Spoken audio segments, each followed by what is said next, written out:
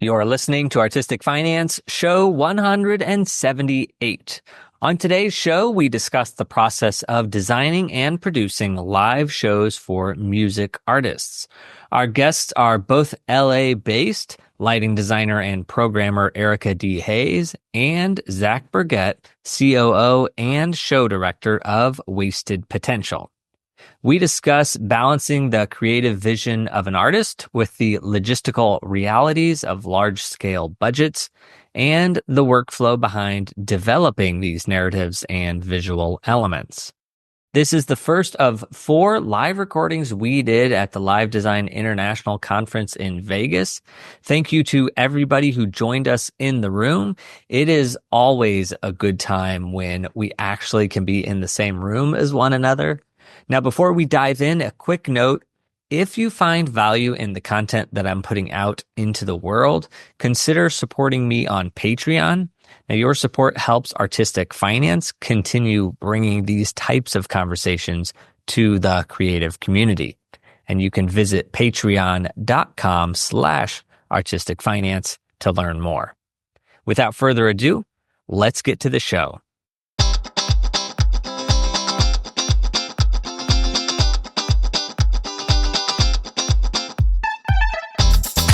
You are listening to Artistic Finance, where we help creatives learn about the business of show business.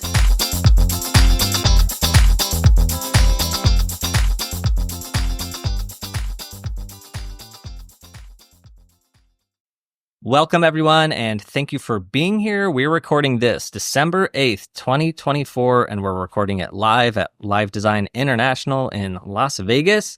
I am Ethan Steimel, a lighting designer recently based out of St. Louis, Missouri, and I host Artistic Finance, which is a weekly show where we learn about personal finances in creative careers and where we take deep dives into the business and logistical side of entertainment.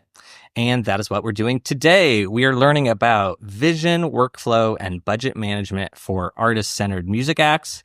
And our panelists today are wildly qualified to discuss this.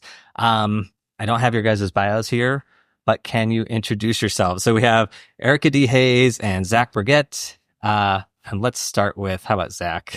No, Erica, you go first. Okay. Well, good morning, everyone. My name is Erica. I am a lighting designer, lighting director, and programmer based out of Los Angeles. I'm also an IATSE 728, so I do a lot of film, TV, commercials, in addition to touring with concerts and things of that nature. Amazing. I am Zachary Berget, also based out of Los Angeles, representing Wasted Potential, a design and creative team. I am also the COO, show director, and show designer, and overall lead creative, I guess you could say, at our company.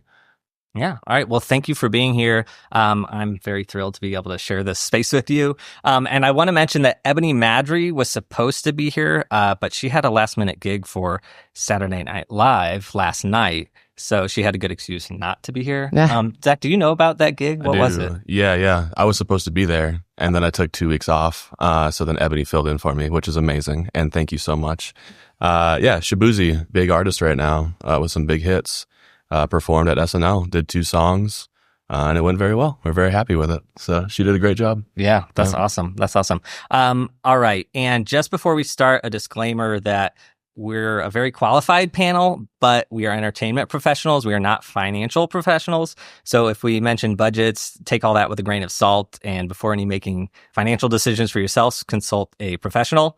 And then also questions at the end of this, after we chat, anybody is more than welcome to ask questions if you think of any.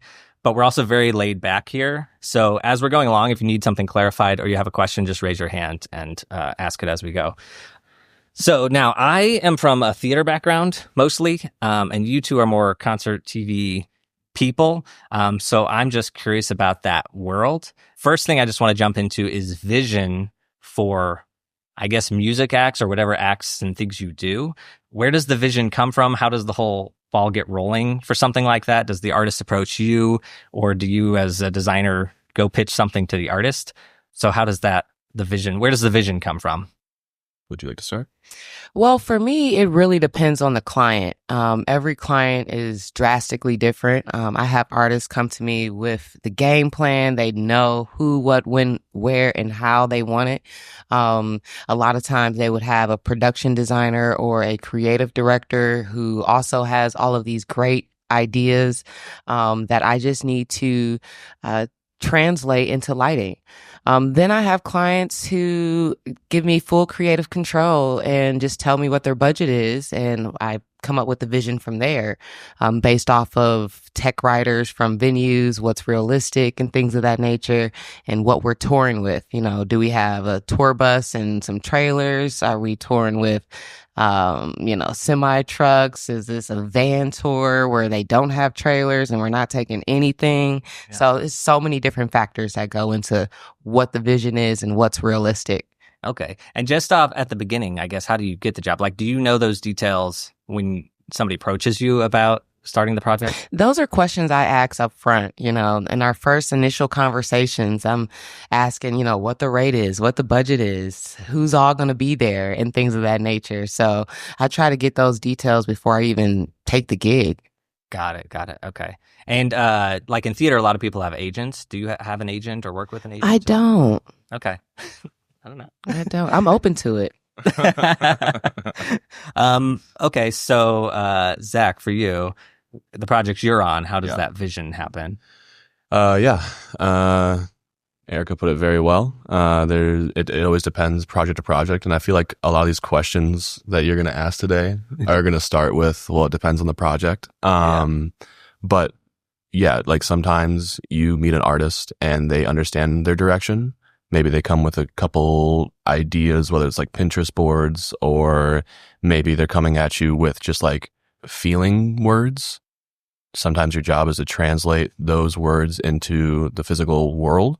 If you're designing, if you're programming, whatever it is that you're doing in this industry, it's always, there's so many variables. It's always dynamic, but you definitely want to like make sure, like when you meet the artist and you meet the client or management or agent or promoter or whoever you're dealing with that can get you in with this client, it's like, what is the direction? Make sure you understand that deeply. Because if you go ahead and start, that can pretty much make or break the project for you. And so, ask as many questions as you can up front and, move from there. Okay. And you work for Wasted Potential, which is it's a production company, or like, what is the company? Yeah, it's a creative design company. We will make set designs, stage designs, lighting programming. We have visual artists, for any LED visuals you may need. We collaborate with a ton of other people, whether you need like notch camera effects, things of that nature. And then another part of our company also supplies labor. So tour management, production management, lighting operators, directors, VJs, et cetera, et cetera. Okay. So I personally used to deal with a lot of the logistics and labor, but thankfully I am in a wonderful position because of Ebony, who's not here. She's doing the work. I get to focus on the creative now, which is a blessing. Okay. Yeah. So I don't know, is there like a recent example or just any example of a show? I'm just like from the start of it, maybe use the SNL example or something. Like, how did you get that gig, or how did Wasted Potential get that gig? Sure. And Erica, I definitely want you to speak on this too. But so I don't know, you could go to any of our clients. Usually it's from a network. Usually you know people, whether it's management, whether it's friends of management, whether it's an agent who works with them. We have these networks. We have good relationships with Atlantic Records. We have good relationships with a ton of different agencies like Wasserman. And through those connections, you kind of can get a little heads up on maybe when things are coming down the line. And due to the trust that our clients have with us, they'll usually reach out. And luckily, pitches are beginning to slow down and trust is there. So we can kind of get over that hurdle a little bit, which I think coming into this industry, you definitely have to rely on pitches and your ideas and your taste level to try to get you a gig. And eventually, it leads to you being able to like be like, hey, this is what we've done. Like, I don't really have time to make pitches anymore. You have to trust us at some point. Yeah. And so, yeah, just like relying on your network a little bit. Okay. Obviously, sometimes I still make pitches if I really want to work for an artist that we don't have a connection to. Okay. Yeah. And that's just like a cold reach out? Yeah, sometimes. Yeah. I mean, I feel like this industry is so small, whether we believe it or not, you always know someone who's connected to somebody. And more likely than not, if you ask for help or you ask for a connection, people will just do that. And as long as you're sincere and you have good intentions, and you understand that you're not stepping on other people's toes, especially if you don't want to burn bridges, because that's a very delicate process. So you just got to be smart about it and honest about it and ask for help when you need it. Okay. All right. I have a follow-up question about that. But Erica, is there like an example you can get of like, I guess, how you got a gig or how your approach for? It's a very similar situation of what he's saying. For me, I ask for the gig. I have no trouble going up to someone saying, "Hey, I would love to work with you," and that has worked for me a lot. Besides asking for the gig, for me, work comes from work. A lot of times I'm on a gig and get offered another gig while I'm on the gig. Hey, E, are you available next weekend? Things of that nature happen a lot in this industry. So staying busy and keeping those industry connections are really important. Also for me, I get a lot of work from tour managers and production managers, and those people generally have multiple clients. So, there's a couple of production managers that I love working with, and anytime they call me, I say, how high do you need me to jump? Because I would love to work with them, no matter what the artist is. And then there's other instances where, we've pitched and things of that nature, or had to bid against other companies and things of that nature. Artists will come to me and say, hey, actually, a creative director or another lighting designer will come to me and say, hey, this artist has this idea, this, that, and the other, would you like to put a bid in? So at that point, I'm drafting based off of their budget and things of that nature and hoping that I get the gig. But a lot of times I'm asking for it, or it's coming from a tour manager or a production manager that I previously worked with. When you're asking, you're not asking the artist directly. A lot of times I am. For my first couple of tours, I went directly to the artist and said, hey, let us see. I know you do not have a lighting designer on this run with you. Can I come? Can I work with you? And she said, sure. And, we worked together for over 10 years. Got it. Amazing. Okay. All right. So now let's switch into workflow. But I don't know if you would just want to pick a project or just talk in general, but I guess what is the workflow once you get the gig? What happens after that? That also really depends on the client and what's going on. For example, I recently worked on this Lucky Day project, and there was a production design company already booked on the project. Human Persons. I love working with Human Persons. They basically created the design, the projection designs and things of that nature. And they said, hey, can you put some lights on this plot? Based off of, we're traveling with one tour bus and a trailer. We have a full band. We have very limited space, and yeah. And we're using PRG. And I'm like, okay, so I have to use the gear that PRG has. I have to be able to come up with this concept with this trailer that has very limited space and weight. A lot of these trailers, what is it, like 5,000 pound limit or something like that. And then half of that's already going to backline. And then I need my console, which is already, heavy and things of that nature. Heavy in weight and heavy on the budget. So, the process kind of starts there. What's realistic, who's coming to me with the idea already, and what can I travel with? Okay. And you're mostly lighting designer, right? So I guess how much of your time is like the drafting and the pre-production versus, I guess, rehearsals? I assume you have rehearsals. Yeah. And that's also a big budget conversation because I need to be paid for my time. Are they paying me to draft that plot, and how much, and things of that nature? And that, sometimes there's back and forth.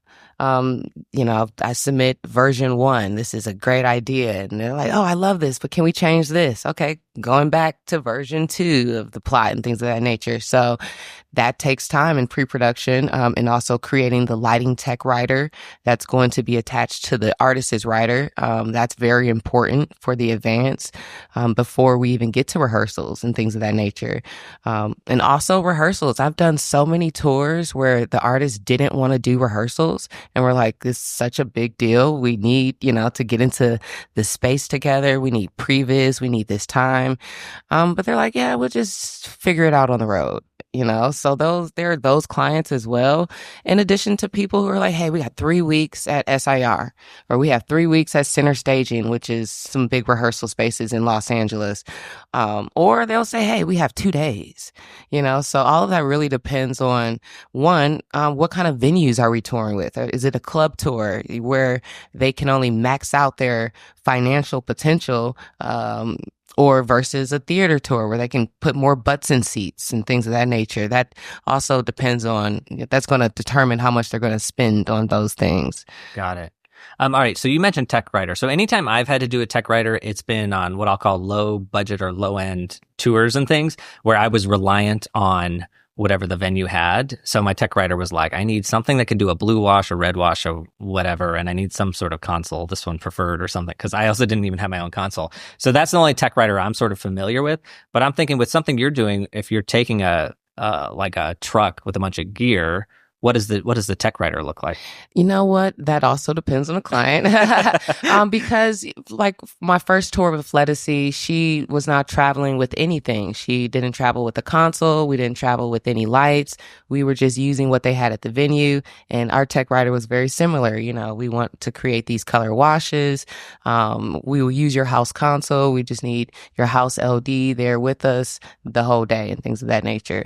Then, I tour with people like the Isley Brothers, who were also not traveling with anything, but they have standards. So our tech writer would include, I need, a upstage, mid-stage, and downstage truss with, spots, washes, and strobes. And I'll include my preferred lighting plot, whether it gets to them or not, that's subject to the advance, but also including what kind of console I need, what version that software should be, how many spot operators I need, in addition to them speaking English, which is, you have no idea how important that is, because, you tour with these artists who start doing international festivals, and those small details actually add up to a big part of the show, especially if there's blackouts and important blackouts in the show where the spots have to turn off, and we're not traveling with any Roby spots where I can turn it off at my console.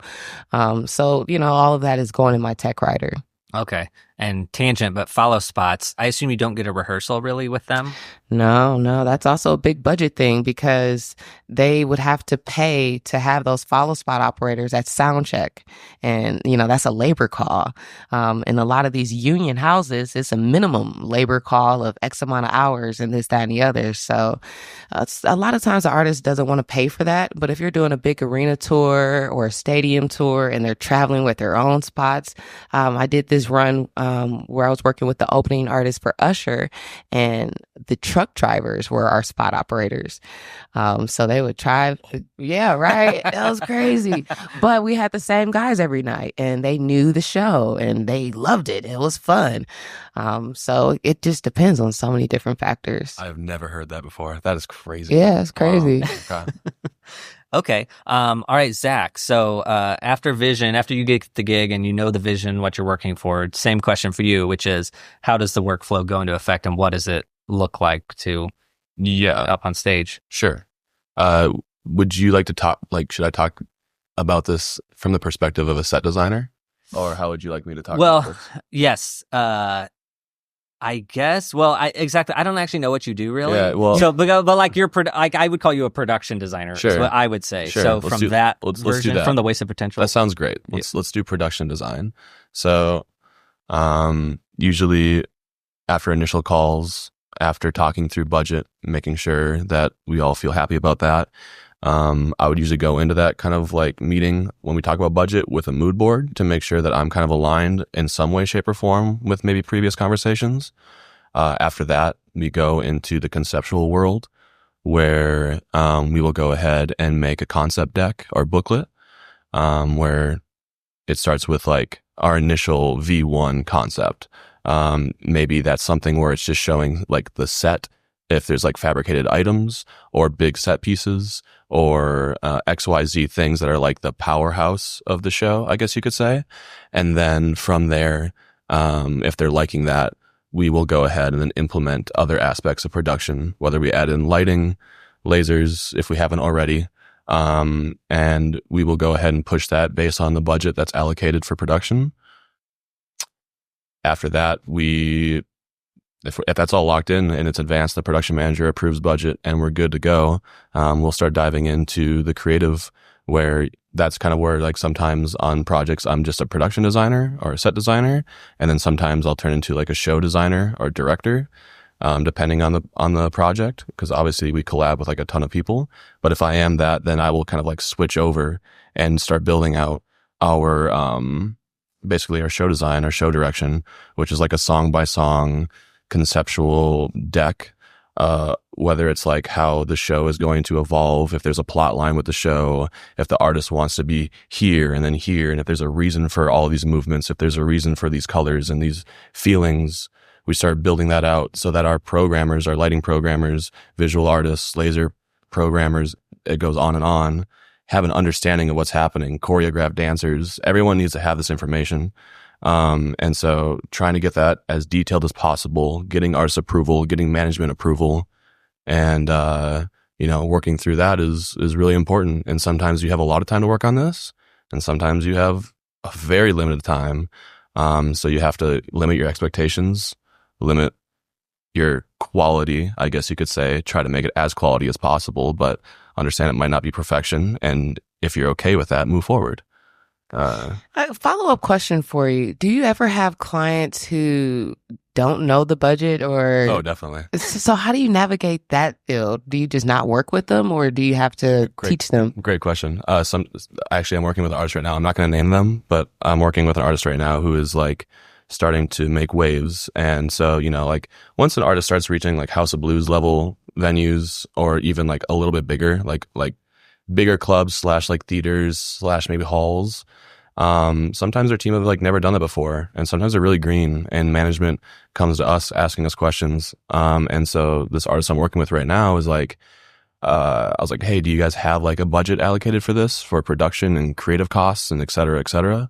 And they didn't. And I was like, well, have you talked to your agent about, how much your promoter is offering you for your production budget per venue? Because usually you take those budgets, you'll add them up, and you have your overall production budget. There you go. Now you have your costs. Now we can go ahead and start taking weekly rates for your tour managers, production managers, anybody that's out on the road. You can start taking out equipment costs. You can start taking out creative costs. Like, you have to figure out what your budget is. And if your agent didn't apply that and you're paying it out of pocket, you kind of have to look at yourself, and your team has to get together and be like, how much money are we willing to spend on this? Do we have enough money to bring in a design team, or do we need to like bring in just like a lighting designer, or like start piecing the puzzle together and choose what your priority is going into that project? Otherwise you can get you can so quickly get lost and like creating this overall really cool concept like that the artist falls in love with, which is the worst case scenario. Because if an artist falls in love with something and all of a sudden they can't afford it and it starts breaking apart, their tour or their project turns into something they don't want anymore, which is obviously terrible. So figuring out budget off rip right away is like key. And if they don't know, you need to ask them to kind of figure it out. Like, I'll guide them. Yeah. I mean, I'll guide them the best of my ability, but like, it's your money, like, how important is this to you? Do you want to break even? Do you want to make money? Do you want to lose money? And this is an investment tour. Like, what is this for you? And through that process, you will get there eventually. Amazing. Okay. All right. You guys have jumped into budget already, which I do want to talk about. It's kind of a part of the workflow. I mean, it intertwines with it pretty hard. So, I'm going to come back to it, but there was a couple things you said that I'm just curious about. Sure. And you said you'll go in with a mood board. Yeah. What does that look like? What is a mood board? Yeah. So It could, okay. So, because you said that you go into the budget meeting I'm just or before the budget. I'm meeting. trying to think of the titles. I'm trying to like not confuse. Well, I'm going to ask you about several things: Yeah. mood board, concept deck, and then a visual deck after the budget meetings. Yeah, and then all the details that everyone needs. Yeah. I'm asking you about all four of those things. So I'm starting with what does the mood board look like? The mood board can consist of a lot of things. So like, let's say I'm a creative director for a project rather than a production designer. I'm putting together like feelings, right? So like, okay, we have, you are going into a tour. Your tour is based off of an album rollout.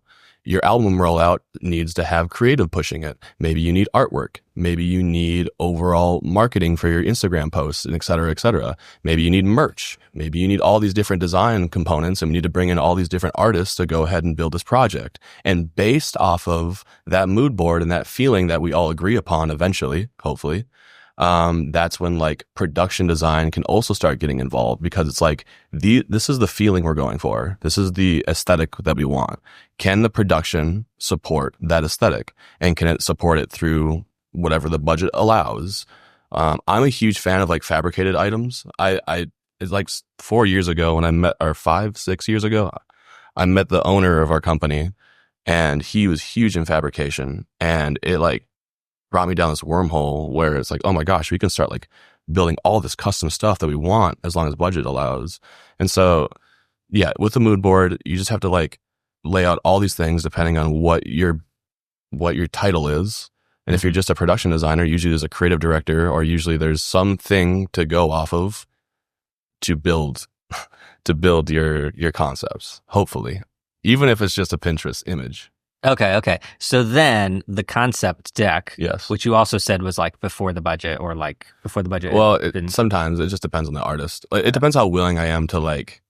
It depends how willing I am to sacrifice my time, not guaranteeing that that's what it's going to be. Sometimes I really, really like love an artist, and I have a lot of passion for it, and maybe my time's a little free, so I'm like, whatever. I'm just going to start. I have all these ideas. I want to show them. I'm passionate about it. Like, I love the thing I do.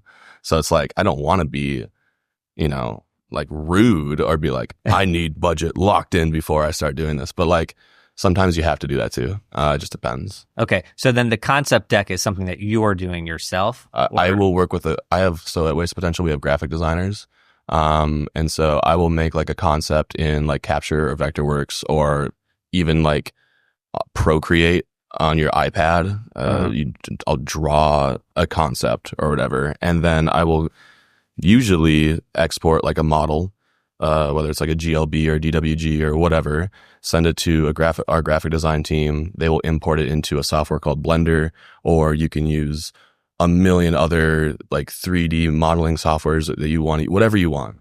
Depends, blah, blah, blah. The list goes on and on. Yeah. And we will go ahead and make high quality renders that I or whoever is leading it deems acceptable to show management and the artist, that clearly shows our intent for a project.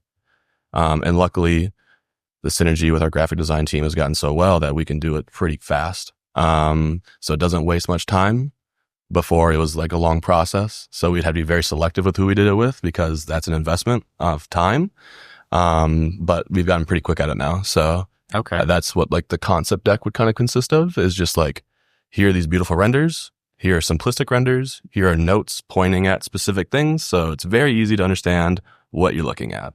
Got it. Yes. Okay. All right. So then after the budget has been solidified roughly, visual deck. Is that different than this concept deck? Yeah, well, kind of. It's like the show direction deck, right? So it's like, let's say there's 20 songs for a set. You want to make sure that everyone understands what the intent is for the show. Because like, even as simple as color, like if the budget is super small, let's say they have $1,000 to throw at pre-production or at show design or whatever. Like, okay, I'm going to lay out a list of like colors that we want to make sure that like visuals and lighting and whatever is going to like stay consistent, so that we feel like we can have a somewhat intentional show. Mm-hmm. Like the whole goal at the end of the day, when it all is said and done, is we want our shows to look intentful. And we want it to look like there's style applied and taste, because that's why we get hired. We don't get hired to make trash. We get hired to make something look really good. And so like, you have to work with whatever budget you have and prioritize what you can do, and then apply that to the project. Okay. So for the concept deck, you've worked with other people, and maybe you do like an image per song or something, or maybe just an image for like the overall set. Yeah. Like sometimes it's like, okay, it's like maybe this song is maybe all camera, but we want to apply like a camera effect. I'll go on Pinterest. Anybody can do this. You type anything and then end it with like aesthetic, and all of a sudden all these beautiful images are going to pop up. Or you can go to like, there's other websites like cosmos.so, or there's so many different ones. If you haven't checked out Cosmo, super sick. Highly recommend you check it out. And like, there's so many different images and stuff you can pull from, and like to create these like, to make people understand what you want. Cause these visual artists are like looking at this and they're like, what style am I working in? Am I working in 2D? Am I working in 3D environments? Am I working with hand animations? Am I like there's so many different things. You have to make sure that everyone understands what each song entails. Yeah. And what they need to do. But, that's for the concept deck or the visual deck? The visual deck. The visual deck. Okay. Yeah. Okay. And so, but is it your graphic team that's making those visuals? Yeah, or, we have visual artists. So like, it's not you making one for every song. Yeah. Lord, no. Okay. Good Lord. Oh gosh, the project would fail so massively if I did it. Okay. No, I rely on like, we have visual artists, contractors, right? So like we have full-time visual leads. One of them, his name is Nick Proctor. He's like my boy. He's great. I wish he was here, but he will go ahead and I'll be like, hey, our artist wants this type of visual for their whole show. And he has a list of visual artist contractors who he's like, okay, perfect. These people are really excel with that style of visual. So we're going to hire them. Or if it's like lighting, it's like, we're doing a rock show. These programmers have really succeeded in the rock genre. Or these programmers succeeded in the electronic. Like, that's kind of, we have to pick and choose who we want, because you don't want to throw someone into a situation that they're not good at and then expect them to bust out like the highest quality thing. Okay. That's not doing them justice. Got it. So you're like subcontracting lighting designers or whatnot. Oh, definitely. To provide visuals to then throw into the visual deck. Maybe. they just make the visual. Like the visual deck is very basic. It's just like an image. Okay. It's just like an image, like a this is what I'm going for, and then maybe like a paragraph or like an explanation of what that song is going to look like, and then you maybe hop on like a Discord call or a Zoom call and explain like the intent, make sure they understand it fully, and then they'll send over V1s and V2s and V3s and da da da da da da da. Okay. Yeah. All right. So then, Erica, for you, do you do any visual like previs stuff when you're brought onto a project? Absolutely. Previs is such a big part of the show, for a lot of shows, but it really also depends on the client. For example, let's say Anita Baker, the visual deck that we put together for her was very similar to an image per song. She loved looping videos. She was very, very specific about the videos that she wanted. And, going back and forth to create that it was actually fun. It's more fun when there's money involved, and not when it's just like, hey, we got this idea. We really hope they pick it up. Which is also a big part of the business as well. But yeah, it's very important that everybody is on the same page creatively. Cause other than that, it's just flash and trash and everybody's just doing their own thing. I've been in part of situations where, there's a video guy who's an independent contractor and he's just going to throw up whatever he's going to throw up. And then the lighting person is throwing up whatever they want to throw up. And then the laser person is throwing up whatever they want to throw up. And then all of a sudden the show is just chaotic. So it's important to be able to, previs that stuff, have very specific content for songs and things of that nature, and having a team of people who understand what's going on. Okay. So for the Anita Baker, where I guess you're getting a image from the artist that's saying, this is what we're going for. Do you say, okay, great, that's what I'll do? Or are you then providing some previs or anything like that? The previs is part of that. So yeah, they come up with the image, but also, sitting for a couple of days behind a console with those actual visuals and, with the music and the time-coded tracks and things of that nature to create the previs and to create the show before it goes out is a big part of it. But, having those steps before we even get to previs, before I even get to my console, I should have all of those tools in hand. Okay. And when you're saying at the console, are you in the space with the rig already? Or is this... No, sometimes I'm in a hotel room with a monitor and a lighting console, and that's previs. Sometimes I'm in PRG's back room with a monitor and a console, and that's previs.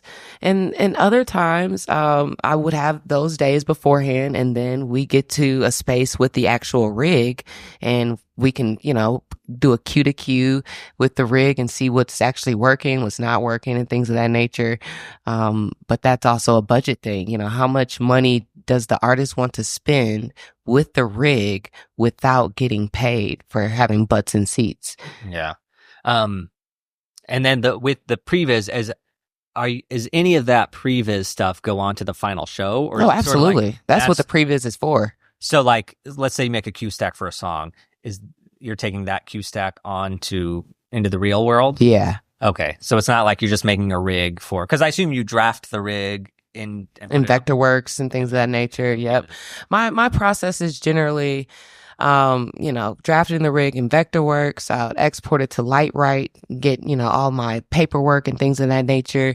Then I'll export that MVR from Vectorworks into, right now I'm using a lot of Grand MA3 Mode 3. It's a good time. Yeah. We're going in the deep end. Yeah, we're going in the deep end. But importing that MVR from Vectorworks to MA3, I basically get the rig. And when I have my fixture numbers and my DMX addresses already, in my Vectorworks file to my Lightright paperwork, I pretty much have the show on a flash drive for the most part. So when I get to the actual rig, I'm not wasting too much time putting together that information that we really need for the rig to even work. And that takes a lot of time to create. So, let's say we only have rehearsals with the rig for 2 days. I don't want to spend a full day coming up with that information. Yeah. Got it. Okay. All right. One more question before we talk to the budget, even though we've already talked about that a little bit.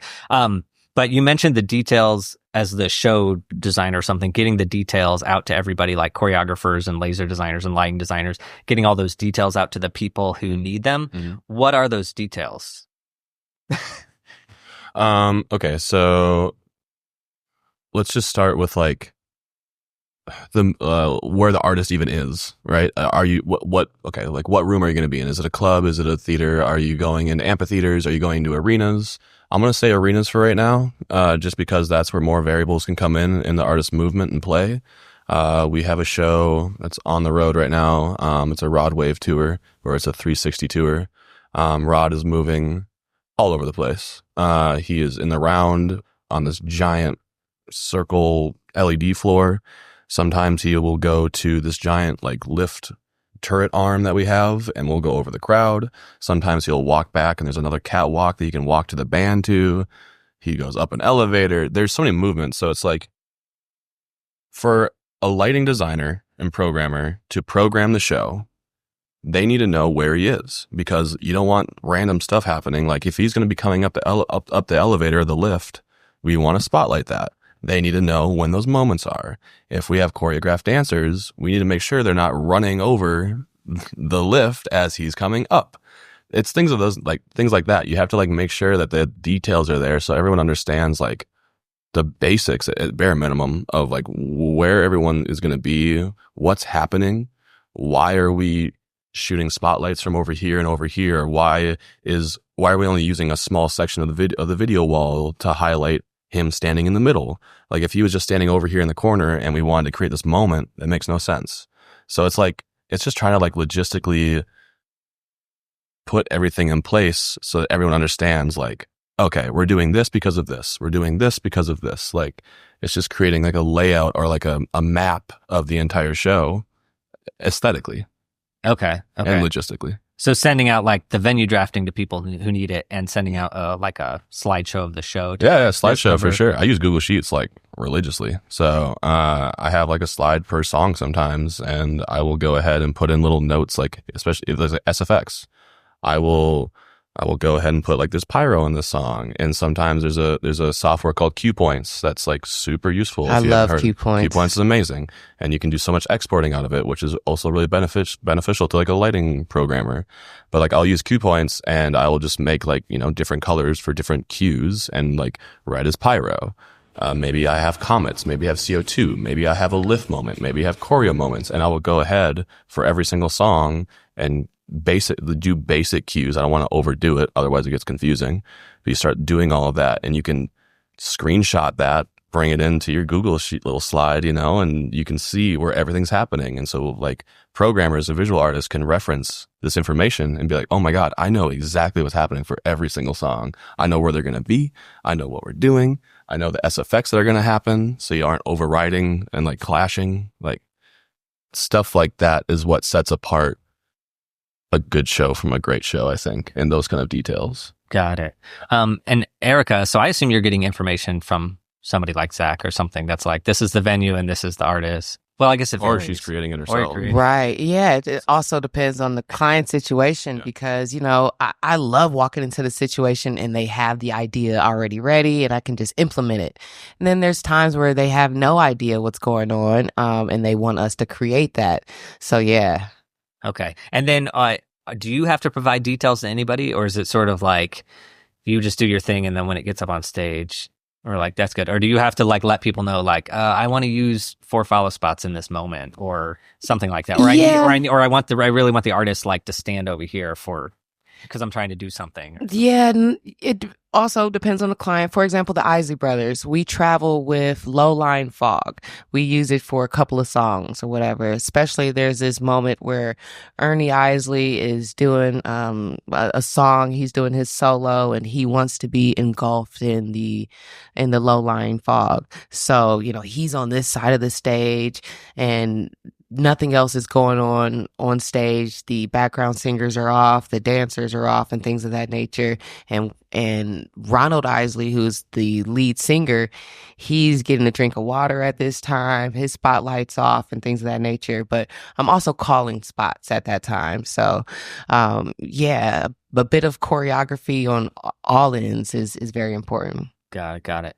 All right. Okay. Now let's talk budget. Because if I go to Erica D. Hayes' Instagram, or if I go to Zach Concepts Instagram or Wasted Potential Instagram, I look at those visuals and I'm sure you're choosing really good images. Like this one looks amazing. Let's put it up. But to me, I see unlimited budget.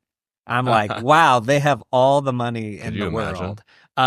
So that's just how I'm perceiving it from afar. Mm-hmm. But is budget, you've alluded to that it is an issue, but is it ever a budget, or I guess how does budget work with all these artists? What an open-ended question. I know. Or do you ever have to make, or like how do you balance it? And or is there any time, maybe is there an example that you had where you did something amazing with a limited budget? Yeah. Oh, for sure. Every project? No. You always wish you had more budget. Like you have so many ideas and you listen through like a set list and you start falling in love with the music and you start relating emotionally to an artist. And you're like, wow, I really want like the best show possible. Obviously budget will limit what you can do, but, sure. Like, okay, this last year, Coachella, I did designed and directed a set for an electronic group called Anti-Up, which is like a collaboration of Chris Lake and Chris Lorenzo, where they had, I think the production budget was $200,000 or something, which is a lot. Okay. Like, I'm not saying that's not like that. That is a significant amount of money, but for what they wanted to do, it was very hard to like really, really like make sure that we could stay within that number, because we had labor was inclusive in that number. Trucking was inclusive in that number. All the pre-production costs, like it was all in that number. And we had so much fabrication, so many like custom little cubbies for all these different lights to go. I mean, we had like 40 JDCs on the Mojave stage at Coachella, which is hilarious. But it looks sick. What is the JDC? A JDC, it's a strobe blinder hybrid color mixing light. So it doesn't really matter. Like any strobe could go in there, really. Strike M, whatever. So yeah, I mean, like, we had to like really, really work with what we had, and we only did one rehearsal day because it's what we could afford, which was crazy. And we didn't even have the rig in front of us. It was all previs, and we were using Depends. So we had our entire team there, lighting, video, notch, camera manipulation software, lasers. Everybody was there. We ran the show off of one computer and, used like NVIDIA to get the video content on the screens and make it as real as possible. The artist came, we had their entire setup laid out, and we ran through every song and we watched it. And that was our rehearsal. What you don't want, like, I want the rig in front of me, at least the rig we're bringing in. But we didn't have that, we didn't have that luxury this time. And maybe we could have like cut down the overall design, and that would have been enough to have a real rehearsal. But I really wanted this design to happen, so I was confident that we could do it with those limitations. So you're talking about you did the previs with the artist, like the artist just came and watched what the visuals were? Yeah, at PRG. You were just talking about doing previs at PRG. So we were there in LA, and they dedicated this entire space. We had like 4 MAs set up. We had 2 huge towers for computers for previs and for our media server.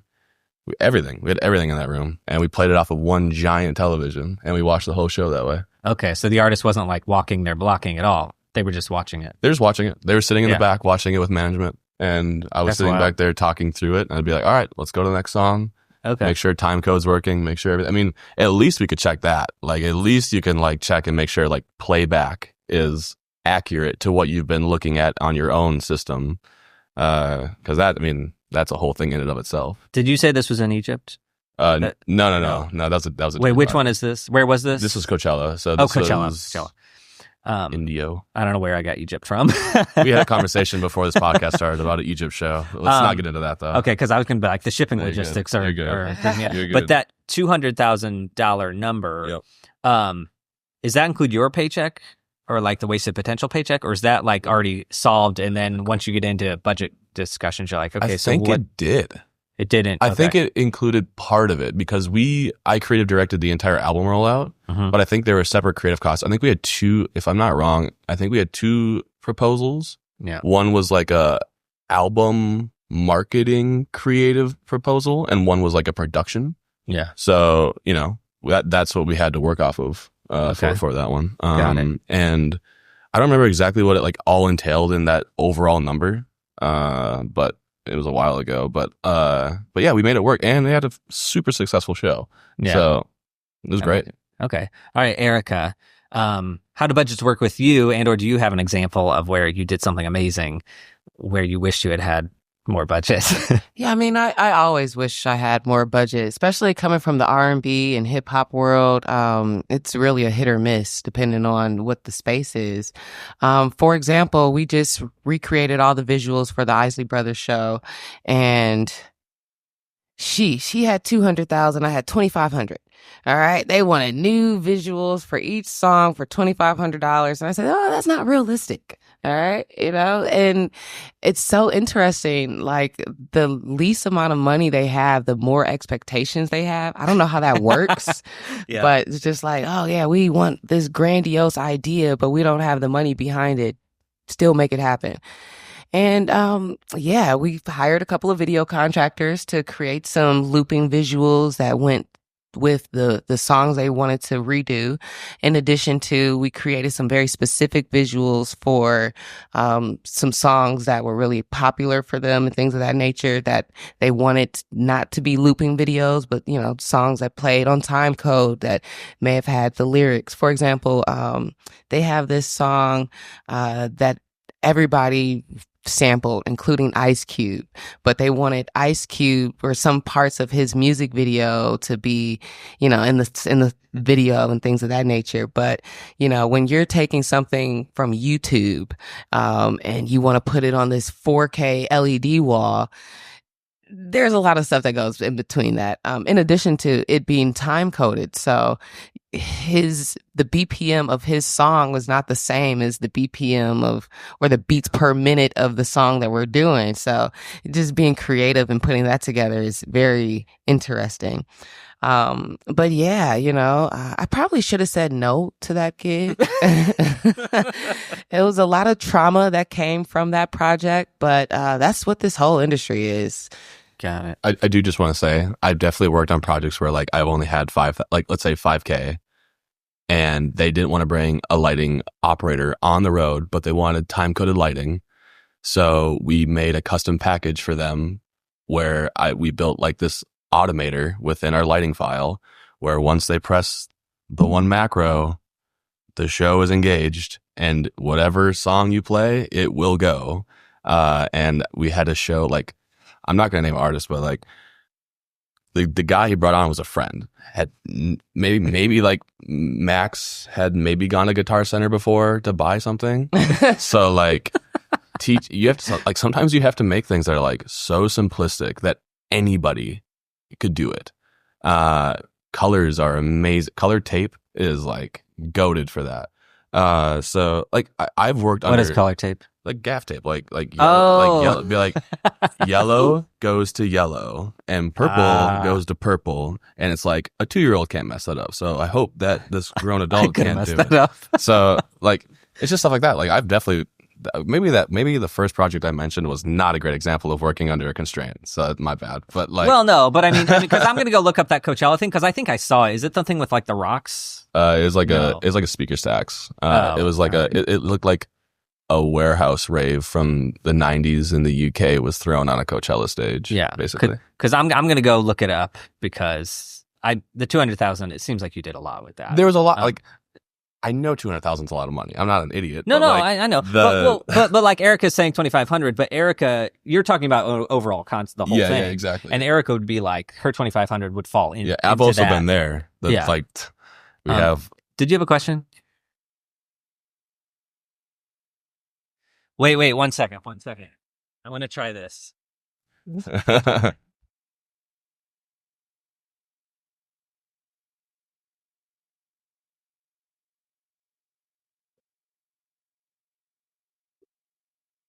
just want to narrate that that Ethan is running stage to stage. Can you try it?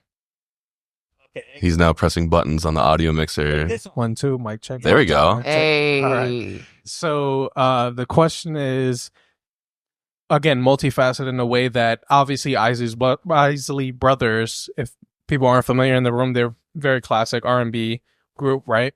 And you alluded to them wanting new visuals for, at a particular cost.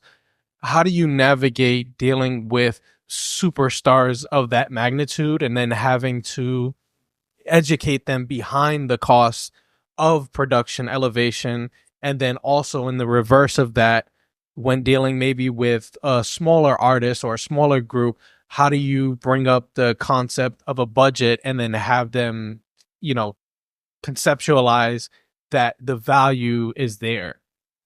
Thank you for that question. The Isley Brothers, they're a very specific group because they're a family organization.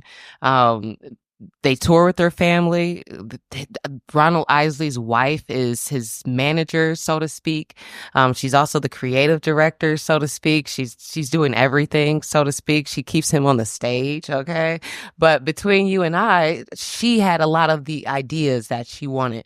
Her and her sister basically come up and they run the show for the most part. Her sister Candy her sister Kim runs soundcheck and Candy runs everything else. So a lot of the conversations beforehand was between me, Kim, and Candy, and we would do too many conference calls for the price that we were talking about. And I had to be very politically correct because I've worked with them for years before we got to this point, and I didn't want to ruin our relationship based off of this limited budget, but I also needed to manage their expectations. I'm like, okay, you guys have a million songs. We can literally do a set list with 30 songs, and then the next day it's a different 30 songs. So it's not realistic for us to create all of these visuals for all of these songs. And they already had visuals that they were touring with for many, many years, and they just wanted to revamp for their Vegas residency. So, we just had to cut down the number. Okay, what's the most important songs? What songs are like really make you want to be like, okay, this visual doesn't match. We need something new for this song, and this song. And then these songs, we can just use some looping videos for, some stock images, so to speak, or whatever. So managing those expectations before we even got to hiring the editors was a big deal, because when we start hiring people, I got to pay them no matter what. And they don't always understand that.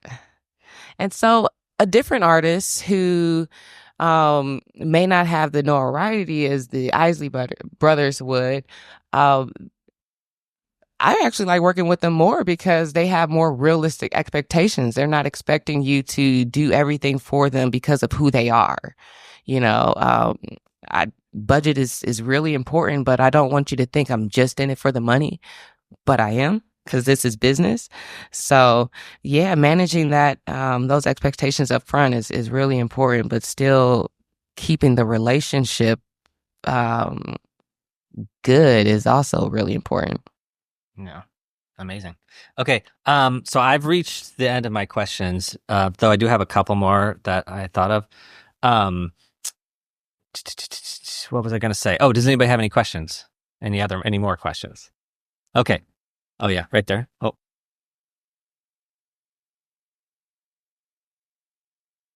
Awesome. Hello, my name is Bentley. Question for either one of you two. Have you had an artist go out on tour and decide that, I don't like the visuals. I know we saw in previs, but previs is not the room, or the vibe is just different, and they decide halfway through the tour or even the first night of the tour, nah, we're not doing that. Can you share an experience with that and what you guys did to navigate that? Did you go back to the drawing board? Did you just scrap it? Like, can you kind of expand on a scenario like that? You want me to go? Sure, you can start.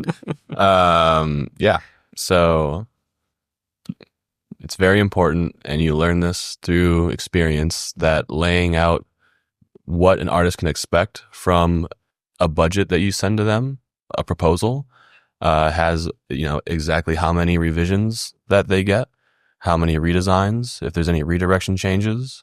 You want to make sure you lay all of that out very clearly, so you can always reference that proposal and say, this is out of scope. We need to revisit the budget at this point and talk about what changed. Always making sure that you have paper trails is really important, especially when you get confirmation or approvals on anything. Whether it's like having like an AI note taker in a Zoom call or like whatever, all of it holds up. So, having all of that and being able to, you don't want to be like, I have this, see, look at this. See, you said this, but you want to be like, you approved this. Now you aren't happy with it for whatever reason, whether it's like lack of experience of seeing visuals before you go to a show, or there's so many factors. So being able to just be like, have a maturing conversation about if you're out of scope, that you need X amount more to go ahead and redesign or recreate some of these visuals. And if they don't have that money, then it turns into a not great conversation sometimes, for sure. But you have to like hold your ground. Like, we are professionals. We do this, and it's our job to make sure that we understand direction going into these projects. And if we're confident, and I'm confident, and we get the approvals, and you do the things in the right steps, you should be okay. You should be confident enough to say, like, we did our part. We love you guys. I want to keep working with you, of course. But we need to make sure that we're both under the understanding that this was approved and that budget needs to shift now if you want to change it. Do you have anything to add? No, I mean, that's the gist of it. And pretty much covered it a little bit on that Isley Brothers situation. But, we went through so many revisions that it became out of scope. And it's just like, okay, now the editors need more money and you're not willing to put that more money down. So where are we at? We're just not using the video? If there is someone who's actually going to take something from this, like if this is really beneficial, write out in your proposal what the thing is, how much it costs, and exactly what it covers, and always reference that and get a signature. And like always have that doc ready, always get approvals, like cover yourself, or you will put yourself in a position where they can use leverage of a conversation or whatever against you, and you might have to take a loss. I mean, I've been there too, where I thought like maybe I got approval, but then, I can't find it in this email, or it was in a text thread that I can't find or whatever, like, and I have no way of proving XYZ things. And then I will obviously, like, if I'm in the wrong, I will take the loss. And sometimes you have to operate at a negative on something if you screwed up. So that's just like business, right? But as long as you follow those steps, you should be okay. Okay, you sound like you have experience with it. Oh God, do I? Okay, cool. Because I was going to ask the question, like, is this a common occurrence, or? I mean, yeah, no. I mean, Okay. artists are creatives are creatives, right? Like, their brains are always moving. You're always like thinking through different ideas and stuff, and sometimes their direction changes. And if their direction changes, whether they liked it or not beforehand, and you get there, and now they want to go a different way, like, it isn't up to you to manage that. They have management for a reason, right? So it's like their management needs to be able to manage their client, and then you talk to management if they want to move forward with this redirection, and then you talk budget.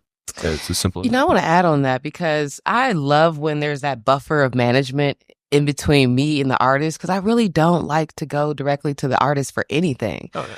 But for example, Anita Baker was her own manager, and she would send emails from herself saying that she was somebody else to you so that she was the manager.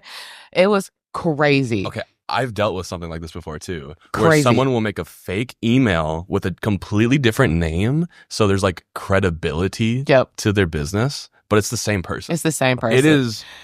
It was bizarre because that's factual. it was such an awkward situation because I have to act like it's not her, but whatever. So the visuals, she would get on stage and like, I don't like this video. And I'm like, you picked the video. These are your videos. You provided this. But I wasn't the video guy at that point. But she would be that guy where she's on the stage during sound check because she's there. And, she would be like, I don't like this. Let's find something else for this song. And then you find something else for that song. But yeah, it gets interesting. And it's something weird to navigate sometimes. Artist relations are really fun. You can have some really, really fun conversations with them, but knowing that management is there to manage that one person is very important. Mm-hmm. You need to take advantage of that, especially when it comes to finances. Like, the last thing I want to do is like ruin this like vibe I have with this artist, or like we're really on the same page, we're really like flowing, but all of a sudden they have this idea and it's kind of out of wherever, and I want to explore that idea because that's what being a creative is exploring these different ideas and stuff. But like, you leave that conversation, you're like, hey managers, so we have this thing, it's going to cost this much, and they have that conversation, and that's the beauty of it. Yeah. I came across that a lot, especially with Lettucey, because we would all be on the bus together, and after the show, they're drinking and this, that, and the other. I have an idea, guys, and we're all like, uh-oh, what is this idea that we have to implement tomorrow? And the management thing is such a big deal because her tour manager, she has a great tour manager, and I always love to go to him and say, she has an idea, she wants to do this tomorrow and it's going to cost this much. And he's like, let me go back to her and tell her that's not realistic. Because I don't want to tell her no. I don't ever want to tell any of my clients no. I want somebody else to tell them no. That's the manager's job.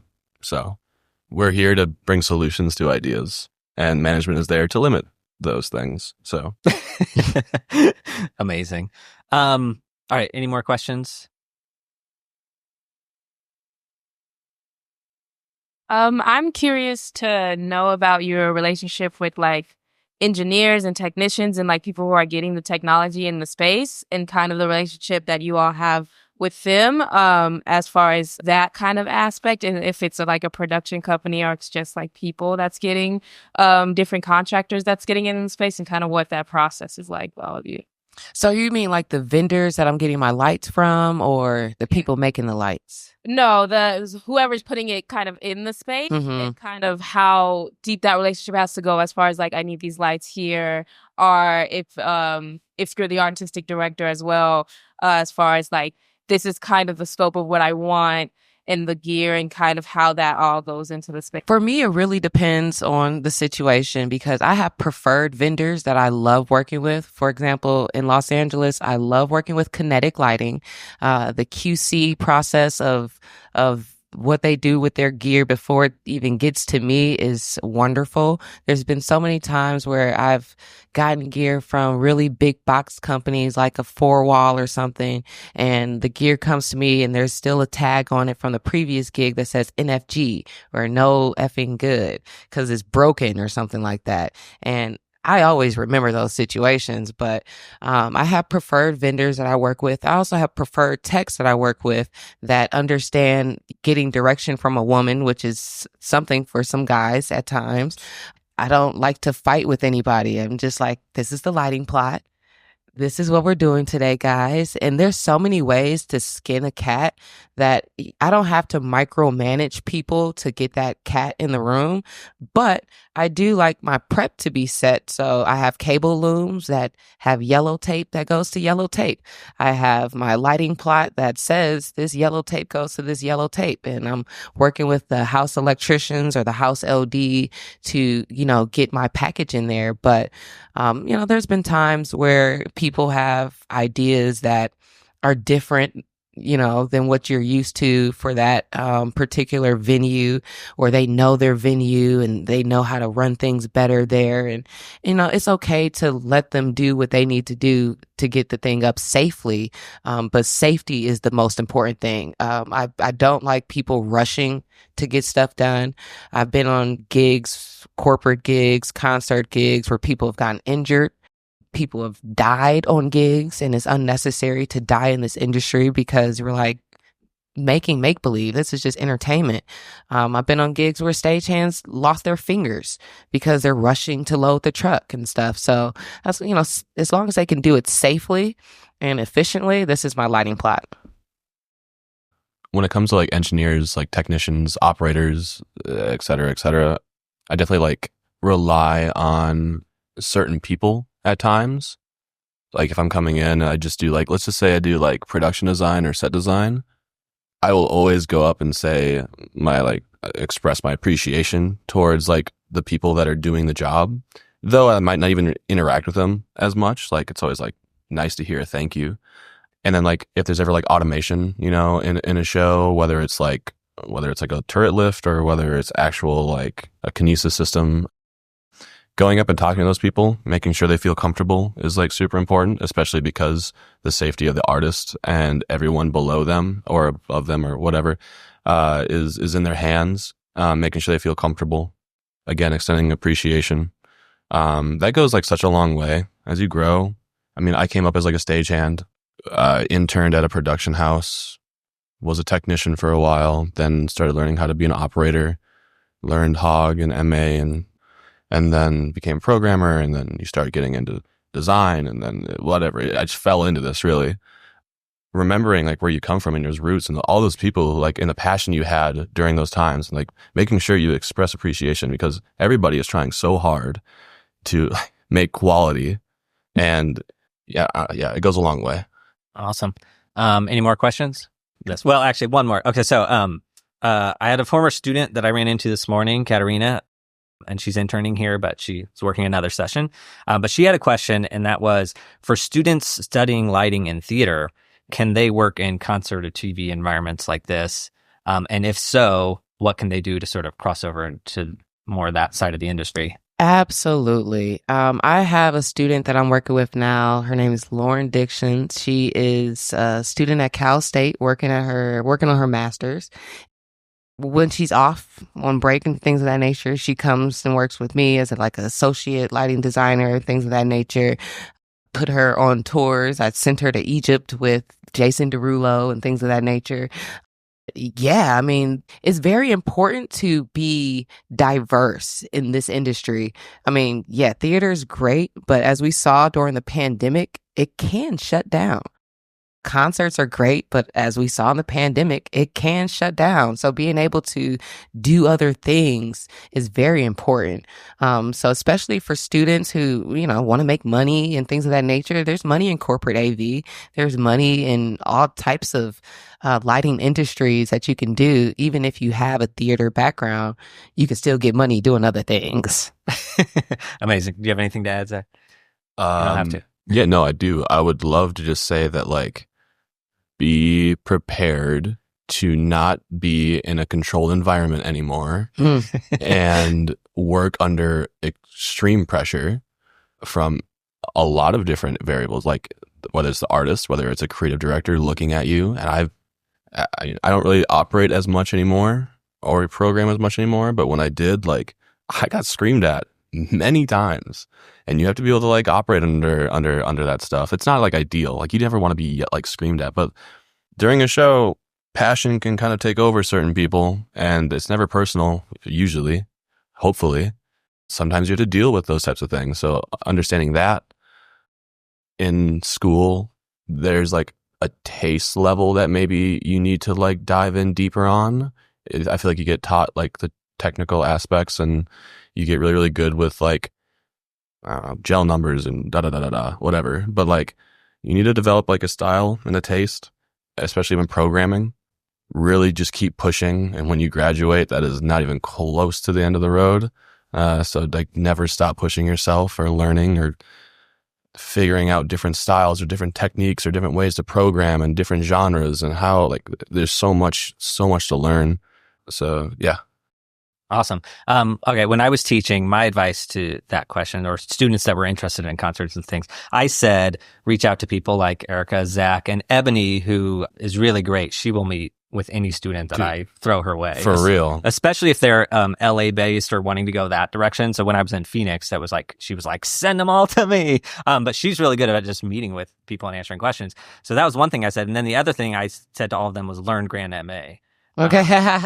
So, because we're talking about lighting specifically, is that good advice? Or? In concert? Yeah. Yeah. I mean, Grand MA, you can speak on it too, obviously. Grand MA is the golden standard. So I don't care who you are. I mean, I guess Kansas in Europe kind of holds, like, a torch to it a little bit. But, like, when I communicate, because I come from a lighting background, I communicate with the language of MA when I talk to lighting designers and programmers. Like, I will, like, specifically be like, I want this effect to be groups of 4, wings of 2, da-da-da-da-da. I want the phase to be 0 through -180. I want da-da-da-da-da. I want this selection order. And, like, I already think MA. And so I expect a tour to be MA. Mm-hmm. So I guess that's the answer to your question from my perspective. MA is important, but I have met Hog programmers who are Hog programmers. Matt Gaminsky, he's a good friend of mine. He is a Hog programmer true and through, and he will travel with his Hog. He's just like, oh, you guys have an MA? It's okay. I'll just bring my Hog. I started my career with this artist named Kim as his video director, and his lighting designer is a Hog guy, like, through and through. To where we're doing a show, there's 3 MAs, and they have to get a Hog just for him, so you can do what you want and travel what you want. You can have your own console. You can be specific about a console that's not MA. But, when you do festival seasons with bigger artists, it's going to become a thing of you being that oddball at front of house with the console either no vendor can provide, nobody else knows how to patch, nobody else knows how to troubleshoot with you, and things of that nature. So, MA is industry standard for those reasons, but that shouldn't deter you from just getting out there and pressing some buttons on some lights. I mean, I met with a programmer yesterday. He's an Avolite guy. He's doing arena shows with Avolites, and that's great. I know how to play with all of them, but when I'm designing a tour for an artist that I know is going to do festivals, or I know they're going to do something that may not include the package that we have going out with them, MA is a standard. Even going between MA2 and MA3, is also a big difference because when I'm touring festival season with an artist and I'm in New Zealand or something, they may not have a MA3 mode 3 there. They may only have MA2 mode 2. So it's just like, dang, So it's important to know everything, but also it's okay to have your own situation too. The networking side is the biggest thing, I think, probably, especially with festivals. You better know how to use ArtNet, and if something goes wrong, you better know how to fix it if you're not using MA. I did this tour with Usher, and I was working with the opening artists. This group called Nico and Vins. They had this song back in the day called Am I Wrong? But it was an arena tour. It was so cool. It was my first time going to Europe a very long time ago. And I was a hog girl. And just like being that oddball at front of house, they had everybody else was on MA. The video guys on MA, the lighting had 2, the backup and things of that nature. But, coming to network me in was always a thing. But yeah, I learned from there. I need to probably learn MA. Okay. And actually, my next question actually has to do with Grand MA3. So you mentioned, I think, Grand MA 3D Mode 3 you were talking about previs earlier. What is that? And then how, and on my frame of reference is Grand MA2. You can import the file and then there's a little screen that has the rig on it. Yeah. So absolutely. What is this Mode 3? So MA2 is, MA2, but they just came out with a new console, an updated console that has both Mode 2 on it and Mode 3, which is a completely new software, completely different language as far as how you program. I can't take my effects or my macros that I created in Mode 2 and import them into Mode 3. I have to create my own recipes or presets or effects in Mode 3 for that reason. And they're not interchangeable. So I can't load a Mode 2 file in Mode 3. It's like, the PlayStations back in the day when PlayStation 2 and PlayStation 3 came out, you couldn't play PlayStation 2 games on PlayStation 3 because they wanted you to migrate. It's very similar to that. Okay. And then you had mentioned using it with Previs. So are the visuals better than they were in 2? It's just different. The workflow is just different. I like the workflow better now that I've learned it and that I understand. Even more so, they've made a lot of changes to the Mode 3 software based on programmers saying, this isn't working right, or I don't like how this is. I think there's a bug here. And Grand MA actually made changes to the software based off of people like us saying, hey, this is not working. I like that. I like a vendor who pays attention or a manufacturer who listens. It's a cool software now. I can get a show up in 15, 20 minutes just based off of their start file. ACT, if you're listening, can you apply a BPM to your timeline of timecode pools? Thank you very much. I appreciate that. Okay. I'll find them. I'll make sure they get the message. Thank you. I've sent 15 emails, I think. Okay, 15. All right, got it. Okay, so, one more question I'm going to squeeze in here really quick. This is from way earlier on. But if you were going to cold pitch an artist now to be like, let me work with you, and I'm going to say just Katy Perry. Katy Perry is our example. If you were going to cold pitch Katy Perry out of the blue, how would you go about doing that? If you were to leave this session right now and be like, you know what? I'm going to go work with Katy Perry. I mean, is it fair that I already know who she works with? You have to have a network. Making a cold pitch without having any sort of connection is almost futile unless you upload it to Instagram and just tag her spammer or something. I don't know. I always have a connection. There's always a connection. I sometimes think there is no connection, and then I start asking some of my friends. They know a person who knows a person who knows a person. You can find some connection, and then depending on how passionate you are about it and how badly you want it, make a really freaking cool concept. Make something that is on brand. Look at their album art. Look at their rollout. Look at whatever past stuff they like. Look at whatever you think that maybe that could evolve into. Make something that is unique, that is cool. They probably don't want to see 100 beams just pointing down or whatever and being like, damn, that layout is sick, man. Make something impactful and unique. And if you think you can do that for a superstar like Katy Perry and cold cold pitch that, like, then do it. Make it cool and prove people wrong, I guess. But make sure you have that network. You got to have someone. You have to have somebody. So you would, one, create an amazing concept, and two, you would reach out to the people that work with her, and say, okay. Because also, I know you mentioned don't step on toes. So like, I use Katy Perry as an example of, she already has a production team and designers that she works with. We don't collab with them. They're amazing. Like you mentioned Human Persons earlier. So good. They're like some of my biggest inspirations, and I think some of them are younger than me, and it's like that one is frustrating, but like two, it's like, man, they're so good. It's so inspiring to see that. So like, I respect other creatives, other design companies, because what is this world without a bunch of different people doing a bunch of different stuff? Because that's how you get new ideas and stuff. But like, if you think you can make an idea that maybe isn't better, but is just different, but still on brand, and that is unique and really interesting, then go for it. Give it a shot if you have the time. Yeah, if you have the time. If you have the time. Yeah. There's two ways I would go by that. I'll give you two examples. One example is I would find her tour manager or production manager and pitch them. I want to be on your team type of thing.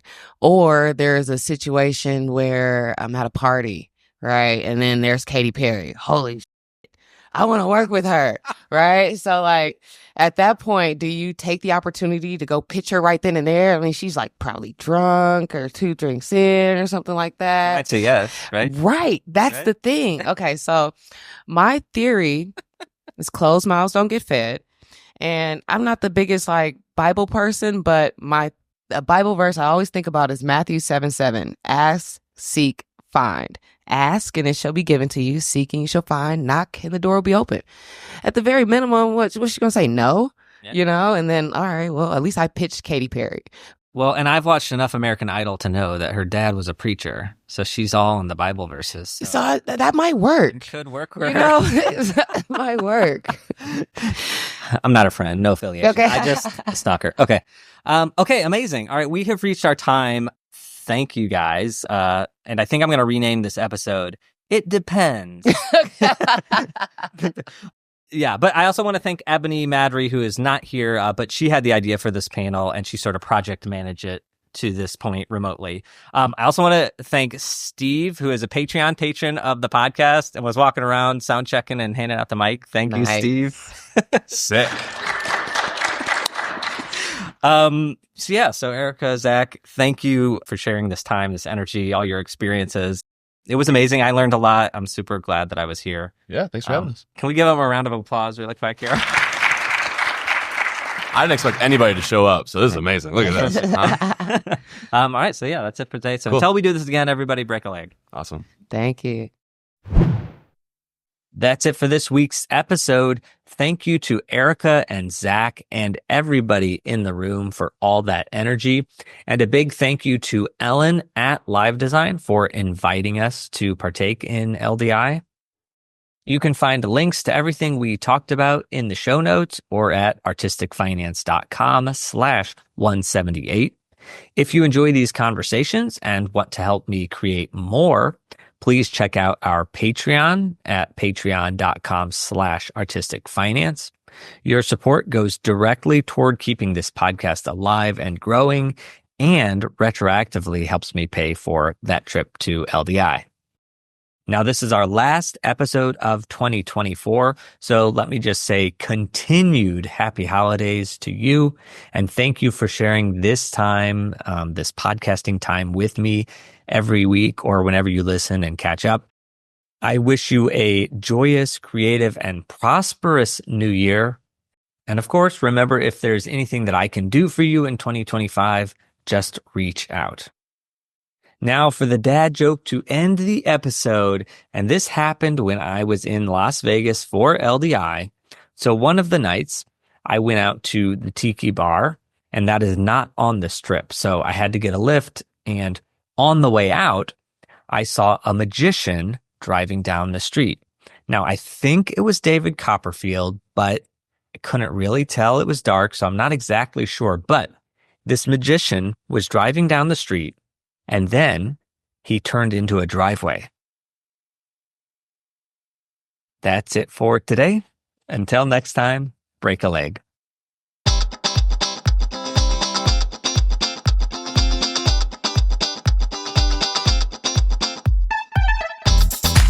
Thank you for listening to Artistic Finance, where we interview successful artists, leaders, and investors to help educate and inspire the creative community. To access our show notes and resources, go to artisticfinance.com.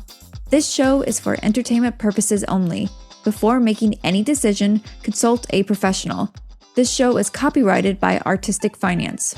Written permission must be granted before syndication or rebroadcasting.